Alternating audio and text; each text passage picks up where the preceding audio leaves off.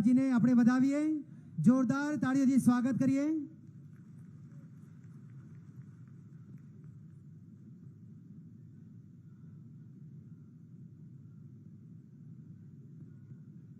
નમસ્કાર। દેશના માનનીય યશસ્વી વડાપ્રધાન શ્રી નરેન્દ્રભાઈ મોદી સાહેબના કાર્યકાળ એવા સેવા સુશાસન અને ગરીબ કલ્યાણના 9 વર્ષની આ ઉજવણીના ભાગરૂપે પંચમહાલ જિલ્લાની પાવનધરા ગૌધરા ગોધરા ખાતે આયોજિત આજના કાર્યક્રમમાં દીપ પ્રાગટ્ય કરીને કાર્યક્રમનો શુભારંભ કરવા વિનંતી કરીએ છીએ। भारतीय जनता पार्टी माननीय राष्ट्रीय अध्यक्ष श्री जगत प्रकाश नड्डा जी तेमज सौ महानुभावों ने आपना कर कमलों थी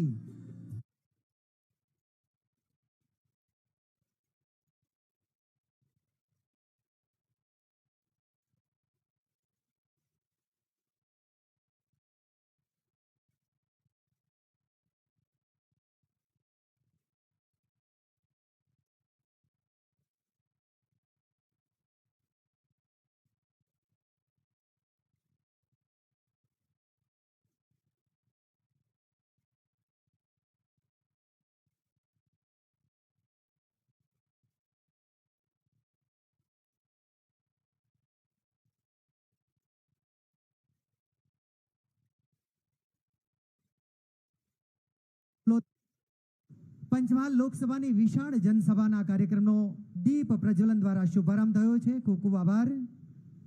अने पंचमहाल लोकसभा आ विशाल जनसभा कार्यक्रम में शाब्दिक स्वागत माटे विनंती करीए छीए।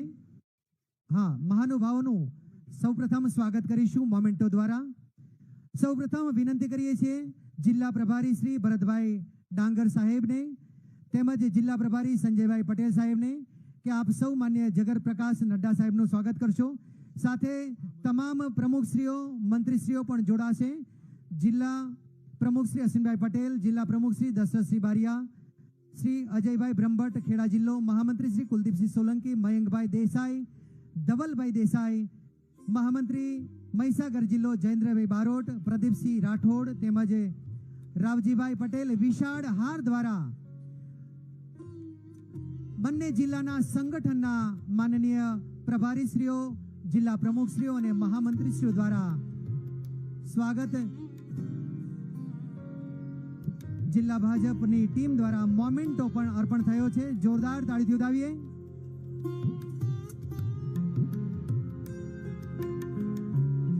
महीसागर जिल्ला द्वारा स्मृति चिन्ह अर्पण थई रह्युं छे। ताळीओथी વધાવીએ।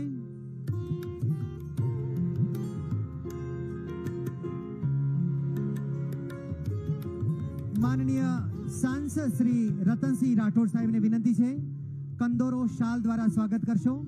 माननीय सांसद श्री ने केंद्रीय मंत्री श्री देवुसिंह चौहान साहेब ने विनंती है। माननीय शिक्षण और आदिजाति मंत्री श्री कुबेरभाई डिंडोर साहेब पण तीर कामठू भोरियू और कोटी द्वारा स्वागत करशे।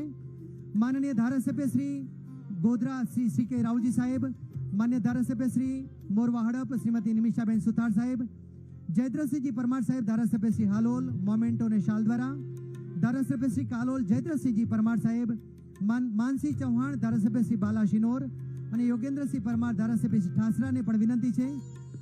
माननीय राष्ट्रीय अध्यक्ष श्री जगत प्रकाश नड्डा साहेब ना स्वागत माटे परंपरागत आदिवासी कोटी द्वारा स्वागत थई रह्युं छे। श्री डॉक्टर कुबेरभाई डिंडोर साहेब द्वारा साथे हाथे भोरियू पण अर्पण थई रह्युं छे।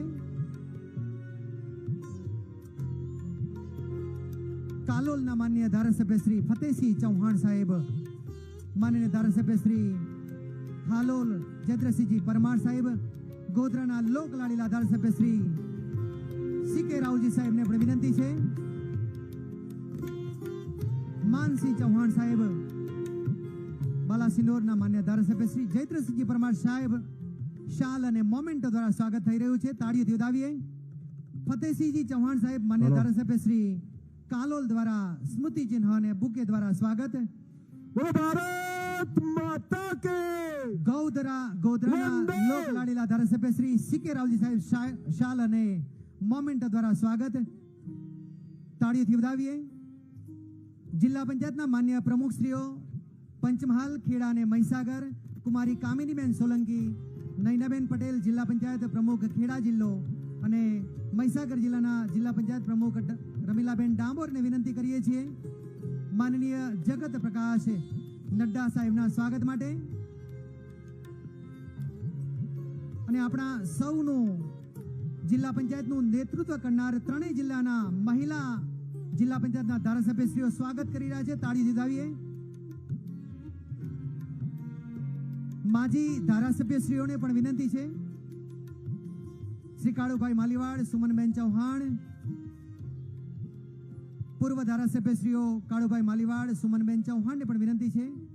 આપણા યશસ્વી રાષ્ટ્રીય અધ્યક્ષનું સ્વાગત થઈ રહ્યું છે ત્યારે આપણે સૌ તાળીઓથી એમને વધાવીએ। બે હાથ ઊંચા કરીએ, જોરદાર બોલો ભારત માતા કે, ભારત માતા કે, વંદે વંદે વંદે। જિલ્લા ઉપપ્રમુખશ્રીઓમાં મેહુલ કુમાર શાંતિલાલ પટેલ, યોગેશભાઈ રમણલાલ પંડ્યા જિલ્લા ઉપપ્રમુખ પંચમહાલ જિલ્લો, શ્રી નૈનાબેન દોલતસિંહ ગોડ જિલ્લા ઉપપ્રમુખ પંચમહાલ, સમરસિંહ છગનભાઈ પટેલ, શ્રી કકુલભાઈ એચ પાઠક જિલ્લા ઉપપ્રમુખ, શ્રી કૈલાશબેન ઘનશ્યામભાઈ પરમાર જિલ્લા ઉપપ્રમુખ, શ્રી ઉષાબેન વિપુલભાઈ બારિયા જિલ્લા ઉપપ્રમુખ, શ્રી જયંતિભાઈ કાંતિભાઈ પટેલ ઉપપ્રમુખ, શ્રી મહીસાગર જિલ્લો, વણકર જેઠાભાઈ જીવાભાઈ ઉપપ્રમુખ મહીસાગર જિલ્લો, કલાવતીબેન ચૌહાણ, બારોટ ઈલાબેન, આ સૌ ઉપપ્રમુખશ્રીઓને પણ વિનંતી છે માનનીય જેપી નડ્ડા સાહેબના અધકેરા સ્વાગત માટે તાળીઓથી વધાવીએ। અને ગોધરાના છબનપુર મુકામે જ્યારે આ કાર્યક્રમ થયો છે ત્યારે સ્થાનિક છબનપુર ગ્રામ પંચાયતના માન્ય સરપંચ શ્રી લાભુભાઈ ગઢવી પણ પરંપરાગત પાઘડી દ્વારા માનનીય જગત પ્રકાશ નડ્ડા સાહેબનું સ્વાગત કરવા ઈચ્છુક છે। તાળીઓથી વધાવીએ। પરંપરાગત પાઘ દ્વારા સ્વાગત લાભુભાઈ ગઢવી, સ્થાનિક સરપંચ છબનપુર ગ્રામ પંચાયત દ્વારા સ્વાગત। ખૂબ ખૂબ આભાર માન્ય જગત પ્રકાશ નડ્ડા સાહેબનો ખૂબ ખૂબ આભાર। અને આપણી વચ્ચે પ્રદેશ મહામંત્રી ગુજરાત શ્રી પ્રદીપસિંહજી વાઘેલા સાહેબ ઉપસ્થિત છે। તેઓના સ્વાગત માટે જિલ્લા મંત્રીશ્રીઓને વિનંતી છે ઝડપથી આવે। શ્રી રમણભાઈ સબુરભાઈ બારિયા જિલ્લા મંત્રી પંચમહાલ, ગિરવતસિંહ છત્રસિંહ પરમાર, શ્રી અરવિંદસિંહ ભારતસિંહ પરમાર જિલ્લા મંત્રી, ઉષાબેન પ્રવીણભાઈ ભોઈ જિલ્લા મંત્રી, શ્રી પરેશકુમાર કિરીટભાઈ ચૌહાણ, ભાનુબેન રમેશભાઈ બારિયા જિલ્લા મંત્રી, શ્રી કમળાબેન બાબુભાઈ પરમાર જિલ્લા મંત્રી, શ્રી જશોદાબેન બાબુભાઈ પ્રજાપતિ જિલ્લા મંત્રી, શ્રી જગદીશભાઈ નવનીતલાલ શેઠ જિલ્લા કોષાધ્યક્ષ અને કૌશિકભાઈ સિંઘાનિયાને વિનંતી છે જિલ્લા કાર્યાલય મંત્રી શ્રી કે આપ માનનીય પ્રદેશ મહામંત્રી શ્રી પ્રદીપસિંહજી વાઘેલા સાહેબનું સ્વાગત કરશો। જોરદાર તાળીથી વધાવીએ। સૌ જિલ્લા માનનીય મંત્રીશ્રીઓ દ્વારા પ્રદીપસિંહજી વાઘેલા સાહેબનું સ્વાગત।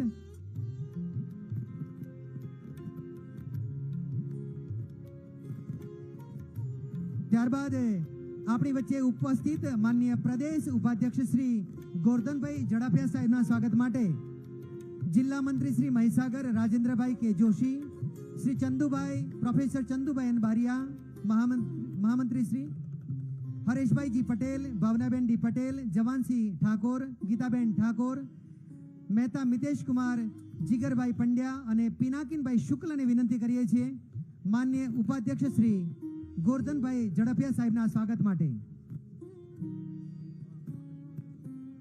ખૂબ ખૂબ આભાર। અને ઉપસ્થિત આ કાર્યક્રમમાં સૌ મંચસ્થ મહાનુભાવોનું પણ હાર્દિક સ્વાગત છે।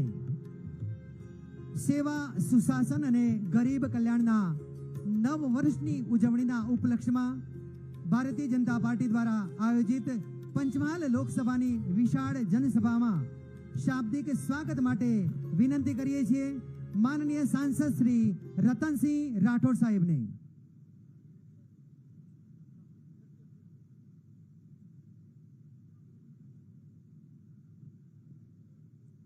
बोलो भारत माता की, बोलो भारत माता की जय जय श्री राम। गोधरानी आ पवित्र भूमि पर 9 साल सेवा सुशासन અને ગરીબ કલ્યાણની ઉજવણીના ભાગરૂપે વિશાળ જનસભામાં આપણી વચ્ચે ભારતીય જનતા પાર્ટીના રાષ્ટ્રીય અધ્યક્ષ કે જેમની આગેવાની હેઠળ પૂરા દેશની લોકસભાની ચૂંટણી યોજાવાની છે તેવા આપણા લોકપ્રિય નેતા શ્રી જેપી નડ્ડા સાહેબ તથા ગુજરાત પ્રદેશ ભારતીય જનતા પાર્ટીના યુવા મહામંત્રી કે જેમનાથી ગુજરાતના યુવાનોનો જોમ અને જુસ્સો વધાર્યો છે એવા માનનીય પ્રદીપસિંહ વાઘેલાજી, ગુજરાત સરકારના પૂર્વ ગૃહમંત્રી અને પાર્ટીના ઉપાધ્યક્ષ સન્માનીય ગોરધનભાઈ, કેન્દ્રીય મંત્રી અને મારા સાથી સાંસદ માનનીય દેવસિંહજી, ગુજરાત સરકારના કેબિનેટ મંત્રી અને પંચમહાલના પ્રભારી સન્માનીય કુબેરભાઈ, મહીસાગરના પ્રભારી અને મંત્રીશ્રી સન્માનીય બચુભાઈ, પંચમહાલ જિલ્લાના પ્રભારી ભાઈ શ્રી સંજયભાઈ, એવા જ બીજા ભરતભાઈ, પંચમહાલ જિલ્લાના પ્રમુખ સન્માનીય અશ્વિન કાકા, મહીસાગર જિલ્લા પ્રમુખ દશરથભાઈ, ખેડા જિલ્લાના પ્રમુખ ભાઈ શ્રી અજયભાઈ, જિલ્લા પંચાયત પંચમહાલના પ્રમુખ કુમારી કામિનીબેન, મહીસાગર જિલ્લા પંચાયતના પ્રમુખ શ્રીમતી રમીલાબેન, ગુજરાત પંચાયત પરિષદના પ્રમુખ શ્રીમતી નયનાબેન, આપણા ગોધરાના સિનિયર ધારાસભ્ય સન્માનીય સીકે બાપુ, પૂર્વ મંત્રી અને હાલોલના ધારાસભ્ય સન્માનીય જયદ્રસિંહ બાપુ, પૂર્વ મંત્રી અને મોરવા હડપના ધારાસભ્ય નિમિષાબેન, પૂર્વ મંત્રી અને બાલાસિનોરના ધારાસભ્ય સન્માનીય માનસિંહજી, કાલોલના ધારાસભ્ય સન્માનીય ફતેહસિંહજી, ઠાસરાના ધારાસભ્ય સન્માનીય ઉગેન્દ્રભાઈ, પૂર્વ સાંસદ ગોપાલસિંહ કાકા, સન્માનિત પૂર્વ ચેરમેનશ્રીઓ, પૂર્વ પ્રમુખશ્રીઓ, તમામ જિલ્લાના મહામંત્રીશ્રીઓ, તમામ મોરચાના હોદ્દેદારશ્રીઓ, જિલ્લા પંચાયતના સભ્યશ્રીઓ, તાલુકા પંચાયતના પ્રમુખ અને સભ્યશ્રીઓ, સરપંચશ્રીઓ, હોદ્દેદારશ્રીઓ અને સિનિયર આગેવાનો, આવા વાતાવરણમાં આપ સૌ ભારતીય જનતા પાર્ટીના કાર્યકર્તાઓ આપ સૌ ઉપસ્થિત રહ્યા છો ત્યારે આપ સૌનું હાર્દિક સ્વાગત કરું છું. આપણા દેશમાં વિશ્વમાં આપણને ગૌરવ અપાવવાનું કામ જેમણે કર્યું છે એવા આપણા દેશના વડાપ્રધાન નરેન્દ્રભાઈ મોદી સાહેબ 9 વર્ષ સુશાસનની આખો દેશ અને આખા દેશની જનતા યાદ કરે છે. દેશના આવા વડાપ્રધાન સૌ પ્રથમવાર આપણને મળ્યા છે. આપણા દેશને મોદી સાહેબ, અમિતભાઈ શાહ સાહેબ, જેપી નડ્ડા સાહેબ આપણને ત્રિપુટી મળી છે અને તેના કારણે દેશ સર્વોચ્ચ ઊંચાઈના શિખરો સુધી સર કરી રહ્યો છે.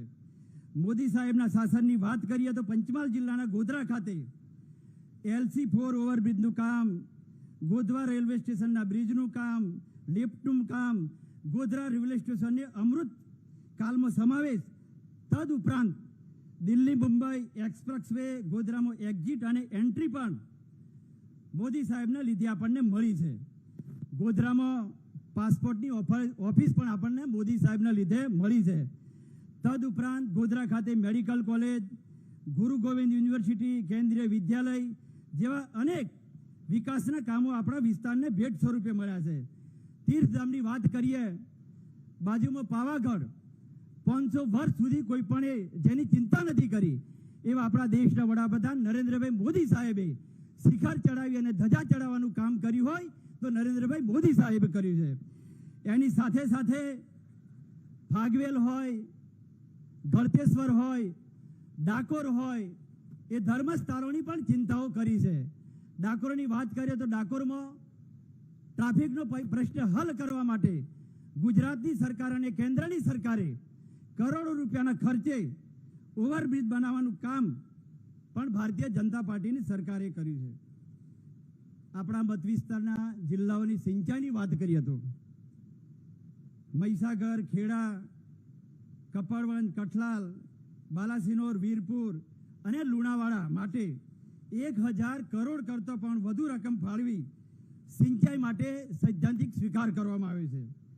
તદુપરાંત મોરવા હડપ ખાતે સિંચાઈની સુવિધા પૂરી પાડવા માટે 100 કરોડ કરતાં પણ વધુ રકમની જોગવાઈ આપણી સરકારે સિંચાઈ પૂરું પાડવા માટે કરી છે. શહેરા, ગોધરા, કાલોલ માટે આવનારા દિવસોમાં તમામ તાલુકાઓમાં સિંચાઈની સુવિધાનું પાણી છેવાડાના વ્યક્તિ સુધી મળે એના માટે કડાણા જળાશયમાંથી પાનમ જળાશયમાં લઈ જઈ અને એના માટેને પણ કરોડો રૂપિયાની જોગવાઈ આ વખતના બજેટમાં કરવામાં આવી છે. બાલાસિનોર તાલુકાની વાત કરીએ તો બાલાસિનોર તાલુકામાં રૈયોલી ડાયનોસર પાર્કને વિકસાવવા માટે કરોડોનો ખર્ચ કરી અને વિશ્વમાં 3જા નંબરનું સ્થાન મેળવવાનું કામ આપણી ભારતીય જનતા પાર્ટીની સરકારે કર્યું છે. લુણાવાડા મહીસાગરની વાત કરીએ તો લુણાવાડામાં મેડિકલ કોલેજ, કેન્દ્રીય વિદ્યાલય, લુણાવાડામાં બાયપાસ જેવા કામોની આપણને મંજૂરી મળી ચૂકી છે. આમ વિકાસની હારમાળા મોદી સાહેબના નેતૃત્વમાં આપણા પનોતા પુત્ર હોય અને ગુજરાત રાજ્યનું નેતૃત્વ નરેન્દ્રભાઈ મોદી સાહેબ દેશનું કરતા હોય ત્યારે આપણે સૌ નરેન્દ્રભાઈ મોદી સાહેબનો ખૂબ ખૂબ આભાર માનીએ છીએ. આ તબક્કે વધુ ન બોલતો આપણા સન્માનીય જેપી નડ્ડા સાહેબને સાંભળવાના છે. આપણા મહામંત્રી સન્માનીય પ્રદીપસિંહ વાઘેલા સાહેબને સાંભળવાના છે. પંચમહાલ જિલ્લામાં હું એમ માનું છું કે જાહેર સભામાં સૌ પ્રથમવાર આપણા નડ્ડા સાહેબ આપણી વચ્ચે ઉપસ્થિત રહ્યા છે ત્યારે ફરીથી આપ સૌના વતીથી હું માળકાભેર સ્વાગત કરું છું. ભારત માતા કી જય. ખૂબ ખૂબ આભાર માન્ય सांसद श्री रतनसिंहजी राठौर साहब ना अपना शाब्दिक स्वागत માટે खूब खूब आभार. सेवा सुशासन एवं गरीब कल्याण के 9 साल की उपलब्धि के उपलक्ष्य में आयोजित इस अवसर पर सादर आमंत्रित करते हैं माननीय राष्ट्रीय अध्यक्ष जी जगत प्रकाश नड्डा जी को आपके प्रासंगिक उद्बोधन एवं मार्गदर्शन के लिए. माननीय राष्ट्रीय अध्यक्ष आदरणीय जगत प्रकाश नड्डा जी.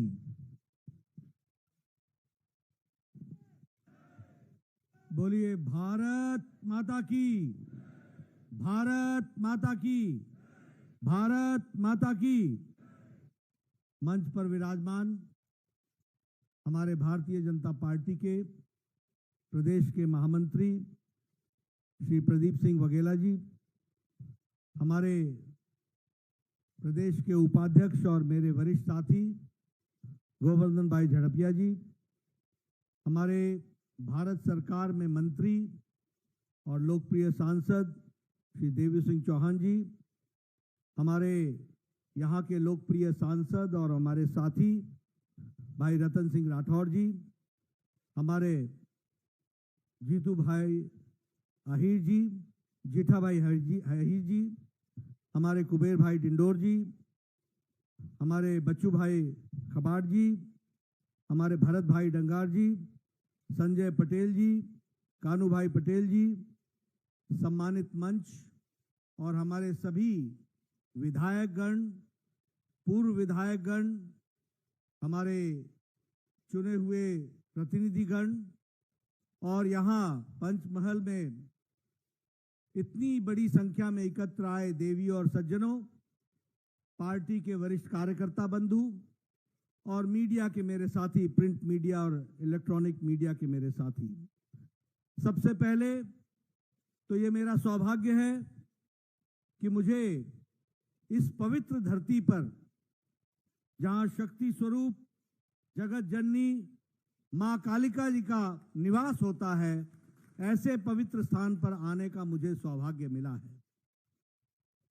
मैं इस धरती को नमन करता हुआ और जिसका जिक्र अभी रतन सिंह जी ने किया, जहां पावागढ़ के पवित्र मंदिर पर ध्वजारोहण भी होकर के उसे भी सुशोभित किया, ऐसी पवित्र धरती को मैं नमन करते हुए अपनी बात को प्रारंभ करता हूं.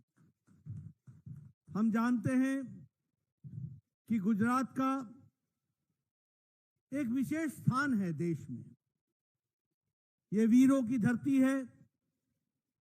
ये सन्यासियों की धरती है, ये संतों की धरती है, ये समाज को सुधारक के रूप में देने वाली धरती है और इसको अगर कहा जाए तो भारत की चेतना को जगाते हुए आगे बढ़ाने वाले वीरों की धरती है. ऐसी धरती को मैं नमन करता हूं.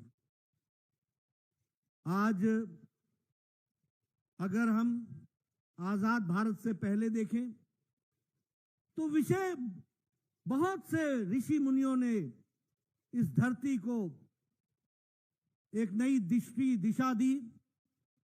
अगर हम आजादी की बात करें तो हम महात्मा गांधी और सरदार पटेल को भूल नहीं सकते, और अगर हम आजादी के बाद की बात करें तो हमारे प्रिय प्रधानमंत्री नरेंद्र मोदी जी का भी जो योगदान है उसको भी देश कभी भुला नहीं सकता। ऐसी पवित्र धरती पर मुझे आने का मौका मिला है। मैं आप सब लोगों को इसके लिए दिल से धन्यवाद देता हूं। मैं अपनी बात शुरू करूं इससे पहले मैं आप लोगों को एक विशेष धन्यवाद देना चाहता हूं कि आप सब लोग इतनी बड़ी संख्या में, जहां सुबह 8:15 बजे तक बारिश हो रही हो, मूसलाधार बारिश हो रही हो, उसके बावजूद आप सब लोग यहां पर आए हैं। आपका विशेष धन्यवाद, जो आपका पार्टी के प्रति एक लगाव है, एक जोड़ है। मैंने सुबह सुबह फोन किया प्रदीप सिंह जी को और हमारे गोवर्धन भाई को, रतन सिंह जी को, हमारे देवू सिंह जी को। हमने कहा देखो बारिश हो रही है, कोई प्रेशर मत रखना, कार्यक्रम हो सकता है तो करना, लेकिन हम भी कार्यकर्ता हैं, हमको मालूम है कि कितनी तकलीफ होती है, लेकिन आप सब लोग मौसम के विपरीत परिस्थिति में भी आप सब लोग आए हैं। आपका पुनः एक बार बहुत बहुत धन्यवाद। मित्रों, हम सब लोग बहुत भाग्यशाली हैं। मैं इसलिए कह रहा हूं कि हम सब भाग्यशाली हैं क्योंकि जब हम 9 साल सेवा, सुशासन और गरीब कल्याण आदरणीय प्रधानमंत्री मोदी जी की नीतियों को लेकर के हम आगे चले हैं, तो इसमें कोई दो राय नहीं है कि 1951-52 से हम सोचते रहे कि अंत्योदय, एकात्म मानववाद, गरीब का भला हो, समाज के अंतिम पायदान पर खड़ा व्यक्ति का भला हो। सरकारें आई और गई, गरीबी हटाओ के नाम पर लंबे समय तक कांग्रेस पार्टी राजनीति करती रही, गरीबों के नाम पर वोट लिया और गरीबों को ही लूटा। ये सबका साथ, सबका विकास, सबका विश्वास, सबका प्रयास, इस मंत्र को साकार किया तो आदरणीय प्रधानमंत्री मोदी जी ने करके दिखाया है। ये हम सबको समझना चाहिए। और इसलिए जब मैं कहता हूं कि हम भाग्यशाली हैं कि हम भारतीय जनता पार्टी के कार्यकर्ता और हमें काम करने का मौका तब मिल रहा है जब हम अमृत काल में भारत को विकासशील भारत से विकसित भारत की ओर ले जाने का हमको ये सौभाग्य मिला है। इसको भी हमको समझना चाहिए। मित्रों, मैं यहां आपसे चर्चा करना चाहता हूं 9 सालों का अंतर क्या है और 9 साल के अंदर हम कहां से चले थे और कहां पहुंचे। सबसे पहली बात तो ये समझिए कि आर्थिक दृष्टि से दुनिया को मार पड़ी है कोरोना के कारण और यूक्रेन के कारण। कोई देश नहीं बचा। सारी दुनिया में, सारी दुनिया ने आर्थिक मंदी देखी। सारी दुनिया ने यूक्रेन की लड़ाई के कारण सप्लाई चेन की मुसीबत देखी।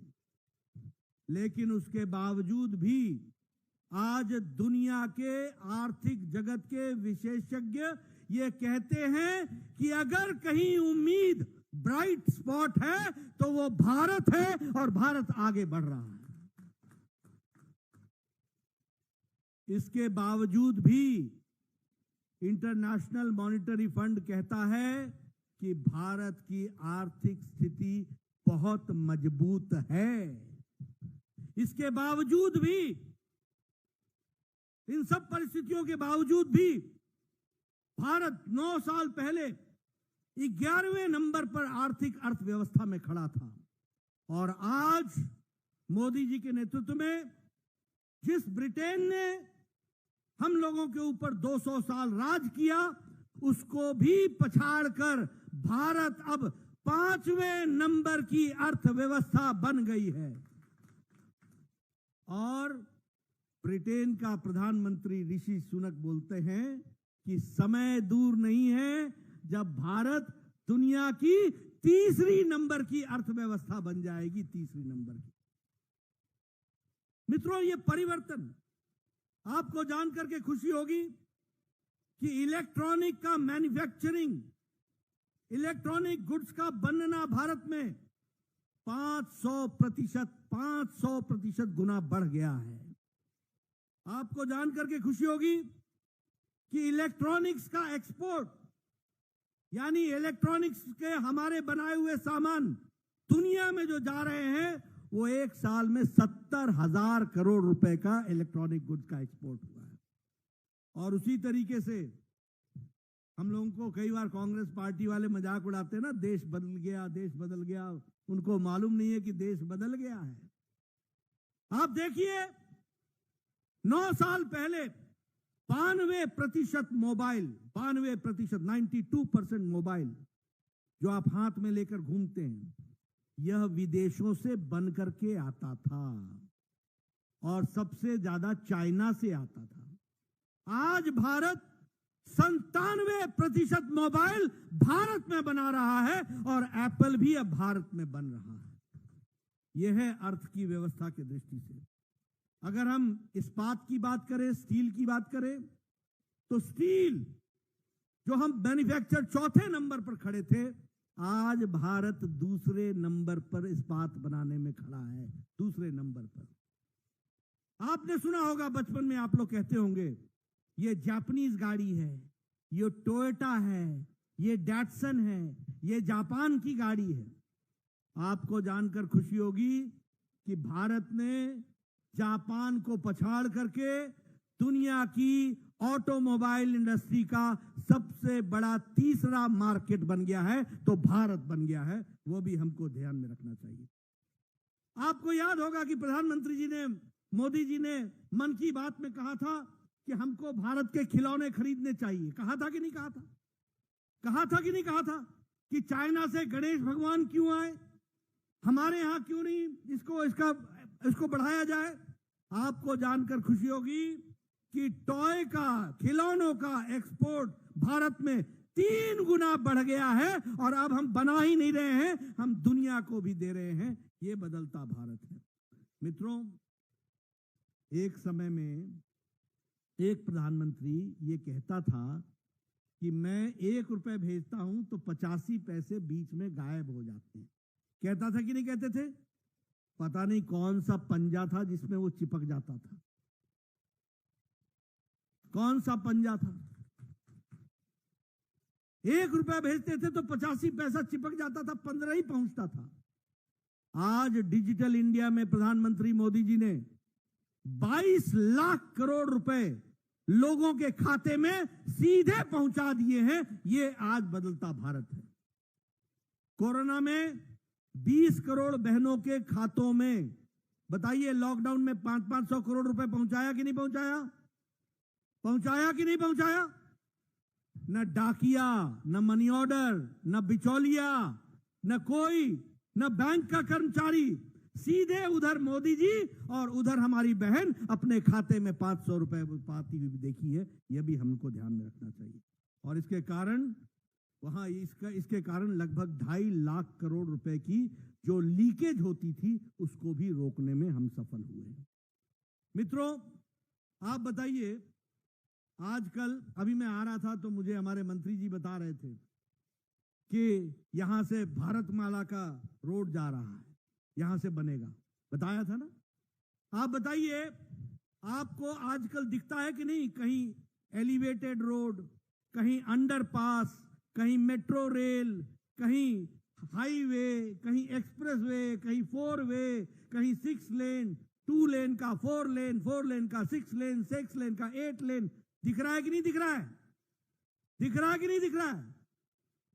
मित्रों, प्रधानमंत्री मोदी जी ने पिछले 9 साल में 18 लाख करोड़ रुपए इंफ्रास्ट्रक्चर पर खर्च किया है। 18 लाख करोड़ रुपए। और इस साल 10 लाख करोड़ रुपए 1 साल के अंदर खर्च होने वाला है। यह है विकास की कहानी। 54,000 किलोमीटर की नेशनल हाईवे बनी है। 54,000 54,000 किलोमीटर की सड़क बनी है और ये दुनिया का सेकंड लार्जेस्ट नेटवर्क है सड़कों का, दुनिया का।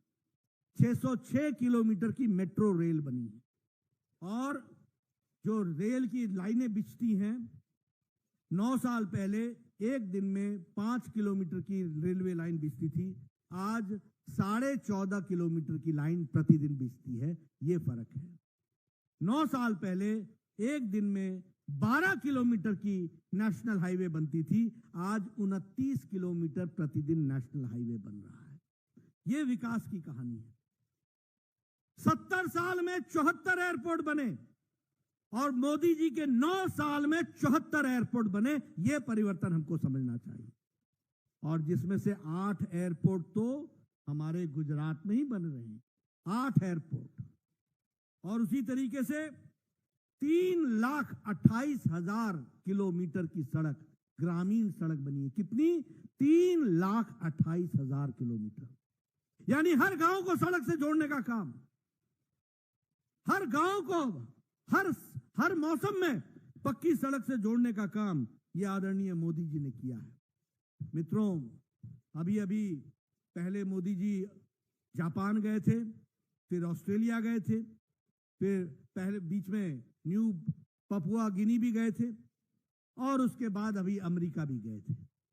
आपने देखा दुनिया ने किस तरीके से आदरणीय प्रधानमंत्री जी के बारे में चर्चा की। जो बाइडेन ने कहा कि मैं आपका इंतजार कर रहा हूं, अगले महीने आपने अमेरिका आना है। मेरी दिक्कत बढ़ रही है क्योंकि लोगों ने आपके लिए जो मैंने राजकीय भोज का आयोजन किया है उसमें लोग निमंत्रण मांग रहे हैं और मुझसे नाराज हो रहे हैं कि मोदी जी के भोज में हमको निमंत्रण क्यों नहीं है। यानी अमेरिका का राष्ट्रीय अध्यक्ष, प्रेसिडेंट, ये पहचान रहा है कि आदरणीय मोदी जी की शख्सियत अमेरिका में क्या धूम मचा रही है, इसको भी हमको समझना चाहिए। न्यू पपुआ गिनी के प्रधानमंत्री पांव छू करके अभिवादन करते हैं और कहते हैं ये प्रधानमंत्री नहीं है, मेरे गुरु है। हमारे ऑस्ट्रेलिया के प्रधानमंत्री कहते हैं Modi you are the boss, आप बॉस हो। न्यूजीलैंड का प्रधानमंत्री न्यूजीलैंड से फ्लाई करके सिडनी ऑस्ट्रेलिया में आते हैं कि हमारे प्रधानमंत्री ऑस्ट्रेलिया आए हैं, मैं इनसे मुलाकात करना चाहता हूं। अपना देश छोड़ करके वो आकर के मुलाकात करते हैं। ये भारत की छवि बनती है। कोई कहता है Modi you are the boss. हमारे एनएसए के फॉर्मर, यूएसए के जो है लीडर, वो कहते हैं you are the global leader. USA के फॉर्मर प्रेसिडेंट कहते हैं you are the reformer in chief. Elon Musk कहते हैं आई एम मोदीज फैन। इस तरीके से आदरणीय प्रधानमंत्री मोदी जी को दुनिया में माना जा रहा है। अभी इजिप्ट गए थे, सर्वोच्च सम्मान उनसे उनको सम्मानित किया गया। आदरणीय प्रधानमंत्री मोदी जी पहले प्रधानमंत्री हैं भारत के जिनको दुनिया के सबसे ज्यादा देशों ने सम्मानित किया है, तो आदरणीय प्रधानमंत्री मोदी जी को किया है। यह हमारी शख्सियत है। ये आदरणीय प्रधानमंत्री जी की शख्सियत है जिसको दुनिया रिकॉग्नाइज कर रही है। और यहां हमारे कांग्रेसी भाई, इनको मोदी जी की तारीफ से पेट में मरोड़ होते हैं, मरोड़, तकलीफ होती है। ये मोदी जी का विरोध करते करते देश का विरोध करने लगते हैं। ये हमारे राहुल गांधी ब्रिटेन में जाकर के बोल रहे हैं कि भारत में प्रजातंत्र खतरे में है। बोलो, भारत में प्रजातंत्र खतरे में है क्या? खतरे में है क्या? हाँ, आपकी नेतागिरी खतरे में है। आपकी नेतागिरी खतरे में। और किस देश में बोल रहे हो जिसने 200 साल हमारे ऊपर राज किया? और कौन बोल रहा है जिसकी दादी ने 25 जून 1975 को इमरजेंसी लगा करके 1.5 लाख लोगों को जेल के शीशों के पीछे 19 महीने के लिए जेल भेज दिया था? वो प्रजातंत्र की बात कर रहे हो? हमारे 75,000 से ज्यादा लोग मीसा और डीआईआर में बंद हुए, लेकिन आपको ये Modi you are the boss, you are the reformer in chief, I am your fan, इसके सुनने से आपके पेट में मरोड़ होती है और बौखला जाते हो। क्या शब्द का इस्तेमाल करते हो? नीच, बिच्छू, सांप, चाय वाला। अरे जितना तुम ऐसी बातें करोगे, भारत की 140 करोड़ की जनता मोदी जी के साथ खड़ी होती है। इस बात को भी हमको समझना चाहिए। मित्रों, ये राजनीति हो गई है, इस तरीके की हल्की राजनीति। कोई स्तर नहीं रह गया, इतने बौखला गए हो। आदरणीय मोदी जी 140 करोड़ की जनता के लिए दिन रात काम कर रहे हैं, उनकी सेवा कर रहे हैं, उनको मजबूती प्रदान कर रहे हैं, और तुमको तकलीफ हो रही है, और तुम कहते हो कि तुम देश के भक्त हो, और तुम कहते हो कि मैं मोहब्बत की दुकान चला रहा हूं। सारे नफरत करने वाली बातें तुम करो और फिर बोलो मोहब्बत की दुकान चला रहे हैं। तुम नफरत का मेगा मॉल चला रहे हो, याद रखना, इस बात को आप समझ लेना। यह परिस्थिति आज आकर के खड़ी है। मित्रों, मैं अगर गुजरात की दृष्टि से बात करूं, आप बताइए, अभी अमेरिका गए, समझौता किया, अब माइक्रोन टेक्नोलॉजी और उसकी असेंबली यूनिट सेमीकंडक्टर्स की अहमदाबाद में आ रही है कि नहीं आ रही है, और 6,770 करोड़ रुपए उस पर खर्च होगा। उसी तरीके से गूगल अब यहां पर गिफ्ट सिटी में अपना ग्लोबल फिनटेक ऑपरेशंस का सेंटर खोलेगा, और उसमें 82,000 करोड़ रुपए गिफ्ट सिटी अहमदाबाद में लगाएगा। उसी तरीके से हमारे लगभग 1.25 लाख करोड़ रुपए के सेंट्रल गवर्नमेंट के प्रोजेक्ट्स गुजरात में चल रहे हैं। मैंने पहले बताया कि 8 एयरपोर्ट बन रहे हैं। धोलेरा का जो ग्रीनफील्ड का एयरपोर्ट है 1300 करोड़ रुपए का, वो भी बन रहा है। राजकोट का ग्रीनफील्ड 1400 करोड़ रुपए का बन रहा है। बताइए, राजकोट में all India institute of medical sciences आ गया कि नहीं आ गया? 1200 करोड़ रुपए खर्च हुए कि नहीं हुए? 5 मेडिकल कॉलेज दिए गए गुजरात को कि नहीं दिए गए? 300 मेडिकल कॉलेज होते थे 2 साल पहले, आज 700 से ज्यादा मेडिकल कॉलेज हैं। ये प्रधानमंत्री मोदी जी की देन है। आप बताइए, वर्ल्ड हेल्थ ऑर्गेनाइजेशन का इकलौता ट्रेडिशनल मेडिसिन का सेंटर गुजरात में बन रहा है कि नहीं बन रहा है, और उसमें 130 करोड़ रुपए खर्च हो रहे हैं कि नहीं हो रहे हैं। एशिया का सोलर प्लांट सबसे पहले लगा तो गुजरात में लगा। धोलेरा में वर्ल्ड का सबसे बड़ा सोलर प्लांट लगा तो वो भी गुजरात में लगा। ड्रग पार्क के लिए 2500 करोड़ रुपए का अप्रूवल हो गया है, और भरूच में वो भी लग रहा है, और वो ड्रग पार्क बन करके हमारी सेवाओं में जुड़ेगा। इसको हमको ध्यान में रखना चाहिए। मित्रों, मैं गुजरात की धरती को नमन करना चाहता हूं। देखिए, देश के हम 6% का हिस्सा है गुजरात, और 5% की आबादी है गुजरात की देश की, और आपका जीडीपी में कंट्रीब्यूशन 8% है, और इंडस्ट्रियल आउटपुट में आपका 18% कंट्रीब्यूशन है। यह है गुजरात। और उसी तरीके से गांव, गरीब, वंचित, पीड़ित, शोषित, दलित, गरीब लोगों के लिए 1 साल के अंदर गरीबों की सेवा के लिए गुजरात का बजट 3 लाख करोड़ रुपए का खर्च होता है। यह भी हमको समझना चाहिए। और उसमें से लगभग 1.5 लाख लोगों को जॉब्स देने का काम भी, सरकारी नौकरी देने का काम भी, यह भी गुजरात की सरकार ने किया है। मुख्यमंत्री अमृतम योजना, Gunotsav scheme, Vidya Lakshmi bond scheme, मुख्यमंत्री युवा स्वावलंबन योजना, सरदार वल्लभ भाई पटेल इंस्टीट्यूट, ये सारे प्रोजेक्ट्स, ये सारी योजनाएं किस तरीके से महिलाओं को, युवाओं को, किसानों को ताकत देती हैं, वो हमको समझ में आता है। उसी तरीके से गुड गवर्नेंस में गुजरात नंबर 1, लॉजिस्टिक परफॉर्मेंस में गुजरात नंबर 1, स्वच्छ सर्वेक्षण में गुजरात नंबर 2, एक्सपोर्ट की प्रिपेयर्डनेस में गुजरात नंबर 1, स्टेट की फूड सेफ्टी में गुजरात दूसरे नंबर पर, पावर सरप्लस स्टेट सबसे पहला स्टेट है तो गुजरात है, ईज ऑफ डूइंग बिजनेस में गुजरात है। यानी हर चीज में गुजरात आगे बढ़ा है। और आप सबका सौभाग्य है कि पहले मुख्यमंत्री के रूप में और बाद में प्रधानमंत्री के रूप में गुजरात का नेतृत्व आदरणीय प्रधानमंत्री मोदी जी ने किया। मित्रों, आपको जानकर खुशी होगी कि इंटरनेशनल मॉनेटरी फंड ने कहा है कि भारत की गरीबी 22% से घटकर अब 10% से नीचे आ गई।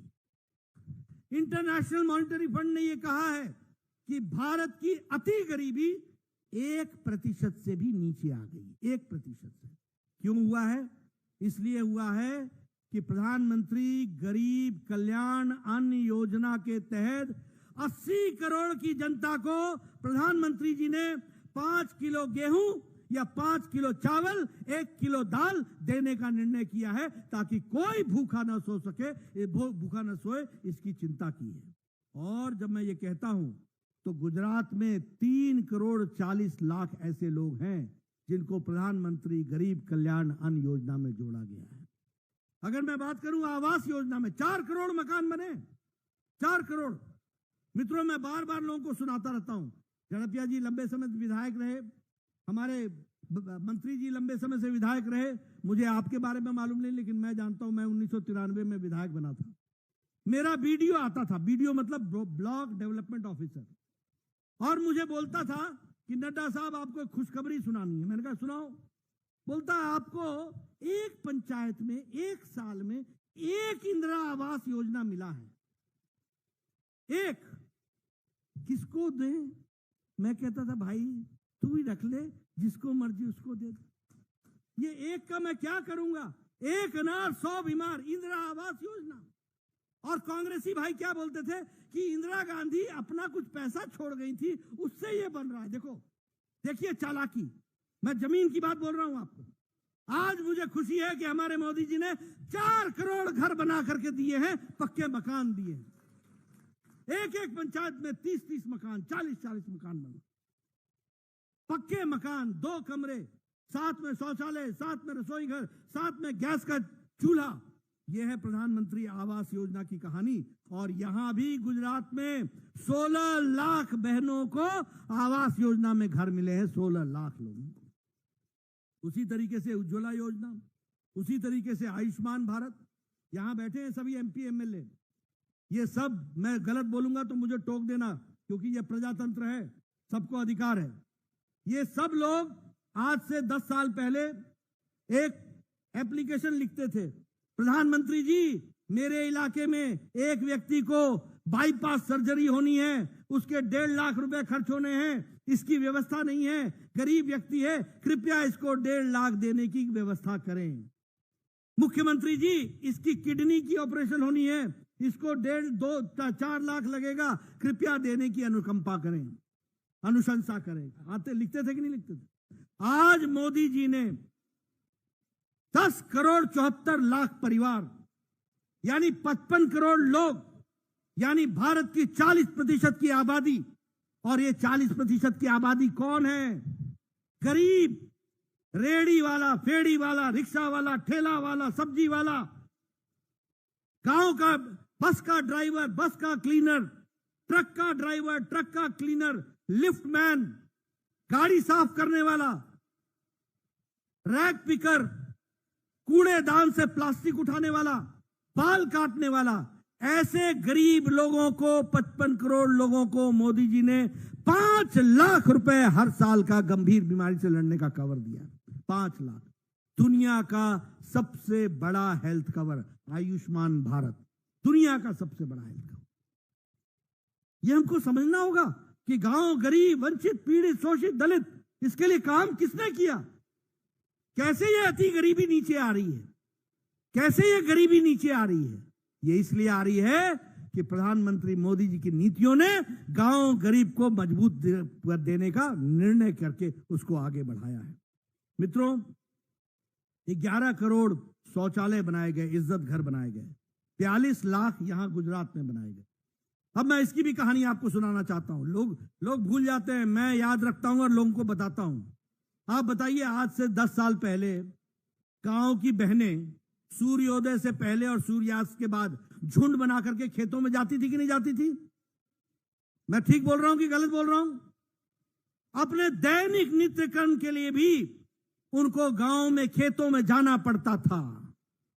उनको अगर इज्जत देने का काम किया और इज्जत घर बनाया और 11 करोड़ इज्जत घर बनाया, तो आदरणीय मोदी जी ने बना करके उनको इज्जत दी है। यह भी हमको समझना चाहिए। कैसे बदल गया देश, 11 करोड़ बहनें खेतों में जाती थी, और 11 करोड़ बहनें नहीं होती हैं, बहनों के साथ उनके बच्चे भी होते हैं, उनकी बेटियां भी होती हैं। कैसा भारत था और आज कैसा भारत हो गया। 11 करोड़, और उसी 11 करोड़ में हमारे 42 लाख इज्जत घर गुजरात में बने हैं। 42 लाख, यानी 42 लाख बहनों को यहां भी लाभ मिला है। 11 करोड़ किसानों को बताइए हर चौथे महीने 2-2 हजार रुपए मोदी जी का मिल रहा है कि नहीं मिल रहा है? मिल रहा है कि नहीं मिल रहा है? प्रधानमंत्री किसान सम्मान निधि 11 करोड़ किसानों को मिल रहा है। और ये कैसे मिल रहा है ये भी सुन लो। अभी कुछ दिनों बाद प्रधानमंत्री मोदी जी का कार्यक्रम होगा, उस कार्यक्रम की रचना बन रही है। उस कार्यक्रम की दृष्टि से ये आप ध्यान में रखिएगा कि इधर मोदी जी बटन दबाते हैं और उधर 15 सेकंड के अंदर 11 करोड़ किसान के खाते में 2-2 हजार रुपए पहुंच जाता है। ये बदलता भारत है, ये बदला हुआ भारत है जिसको हमको समझना होगा। उसी तरीके से जल जीवन मिशन मैं याद दिलाना चाहता हूं, आज 9 करोड़ 90 लाख घरों को जल जीवन मिशन से जोड़ा गया है, और मुझे खुशी है कि 26 लाख कनेक्शन गुजरात में दिए गए हैं, और अब यहां 100% सैचुरेशन की तरफ हम बढ़ रहे हैं। लेकिन याद करो, आप लोग तो एमएलए रहे हैं, ये बहनें थैला लेकर के 2-2 किलोमीटर जाती थी कि नहीं जाती थी पानी लाने के लिए? जाती थी कि नहीं जाती थी? आज परिवर्तन आ गया जल जीवन मिशन के तहत, और इसलिए जीवन को किस तरीके से बदलना है उसके लिए जो काम हुआ है वो सब हम लोगों के सामने है। मित्रों, मैं यहां एक बात और आपको बता देना चाहता हूं। आदरणीय मोदी जी ने 9 साल के अंदर भारत की राजनीति की संस्कृति बदल डाली। क्या संस्कृति बदल डाली है? वंशवाद से निकालकर देश को विकासवाद की ओर ले गए। क्या संस्कृति बदल डाली है? वोट बैंक की राजनीति से निकाल करके देश विकासवाद के साथ खड़ा हो गया। क्या संस्कृति बदल दी है कि भाषण और भुलावे में रहने वाले नेता से वहां से देश को निकाल करके रिपोर्ट कार्ड की राजनीति तक ले गए हैं, और रिपोर्ट कार्ड मिलने का दिया है। मित्रों, मैं आपके सामने एक चर्चा करना चाहता हूं। आज देश की संस्कृति बदल गई। आदरणीय प्रधानमंत्री मोदी जी लोगों के विकास के लिए काम कर रहे हैं।